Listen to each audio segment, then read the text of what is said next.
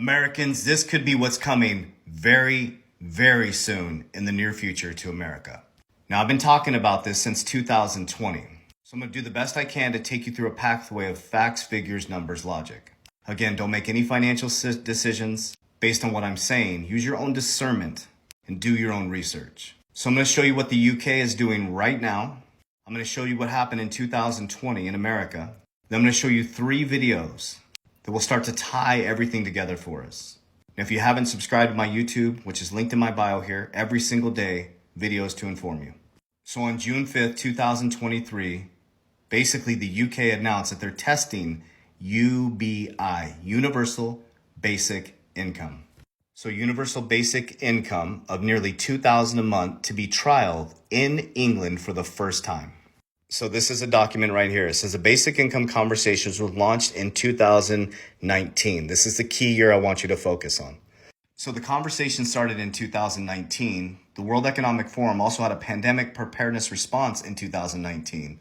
And by March 2019, we were in a full-blown pandemic worldwide. The whole world got shut down. So a couple months later, something else happened in America that was announced, which is called FedNow Services. So on August 6, 2020, the FedNow Services, or Federal Reserve, announces FedNow Services 24/7, 365 interbank settlements. Now, why is this important?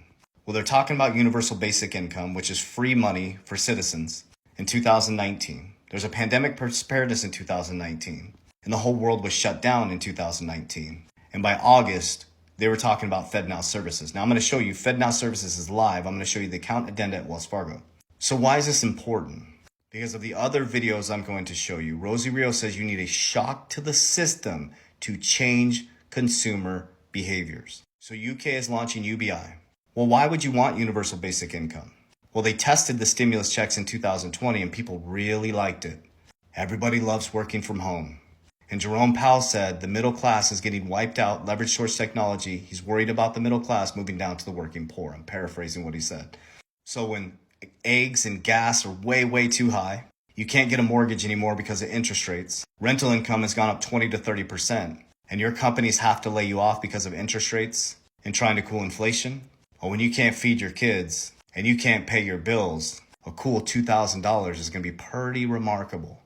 But to get that $2,000, you're going to need to have FedNow Services, which is a qualified direct deposit at Wells Fargo Bank.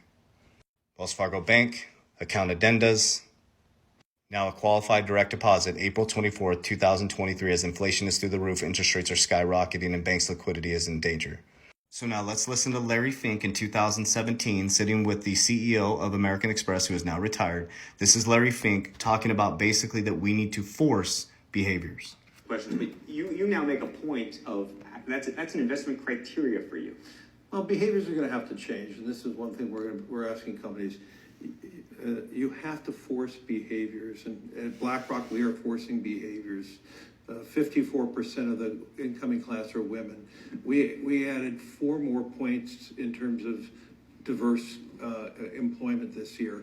And what we are doing internally is if you don't achieve these levels of impact, your compensation could be impacted. Okay, we're doing the same. And so it's just you have to force behaviors. And if you don't force behaviors, whether it's gender or race or just any way you want to say the composition of your team, you're going to be impacted. And that's Okay, so a lot going on here, a lot to unpack. So we saw the Target stuff, the Kohl's stuff. Now we know Larry Fink and BlackRock is connected to almost every single company you interact with. But the point behind this, from 2019 to now, there's been a big shock to the system that is radically changing consumer behaviors. Pay attention. So let's listen to Rosie Rios, the 43rd Treasurer of the United States, again, talking about you need some sort of shock, and he's saying you need to force behaviors. Numbers that come from banks who produce the orders that come to us. So remember, I started at $3 billion in 2009. What was it when I left? Any guesses? In 2016? Raise your hand if you have a guess. 16 billion. And it still continues to this day. So again, consumer behavior, very hard to change unless there's a shock to the system.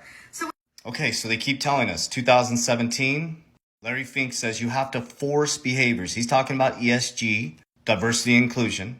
She's talking about the financial system, and in 2012, she was asked to reduce coin and cash usage, but because of the Obama plan and the printing machine turned on, the increase in gross domestic product, it's hard to reduce coin and cash usage. So she said you need a shock to the system to change consumer behaviors. And Larry Fink says you have to force the actions of executives and CEOs to change their behaviors. So there's a social, geopolitical happening change, financial, and a civil war narrative. Please read the book, Changing World Order by Ray Dalio.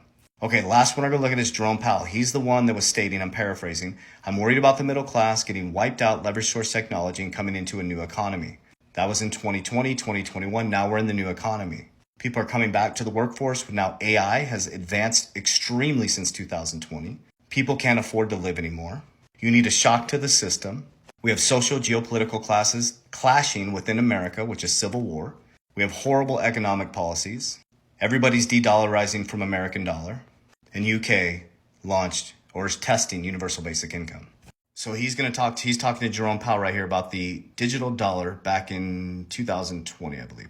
Given the fact that the final decision hasn't been made, you are doing, if I understand you correctly, software development, even graphic design on what a digital dollar would look like and act like. Yes, we're doing lots and lots of work. We're doing stuff jointly with with other central banks. We're doing things at the Boston Fed, and many of the regional Feds have little projects going on. Here at the board, we have a group of people who are doing software development and that kind of thing. You know, this is really just table stakes. This is understanding the technology and the possibilities so that you can really address the policy issues. You think it's Like I've always said, don't trust a word I say. Don't trust a guy with a beard, long hair, and a tank top. Trust the people in the suits. Trust the people driving the fancy cars in the big houses. It's got us pretty far, right? I love you guys. From my heart to yours, don't trip, buy the dip. Diamond hand, hold the line. Exit when everybody's excited. Buy when everybody's fearful. And diversify outside of crypto as well. There is no get rich quick. It doesn't exist. There's getting wealthy for sure by having a game plan. That's not go to school, get a job, have a 401k. Go to school, get a job, have a business, buy just crypto. You got to be diversified. Crypto, insurance, business, precious metals, and real estate. Know the game so you can't be played. Warriors, rise! Get your shit together. Love you guys.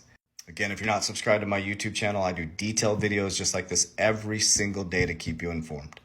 Love you guys. All in bio.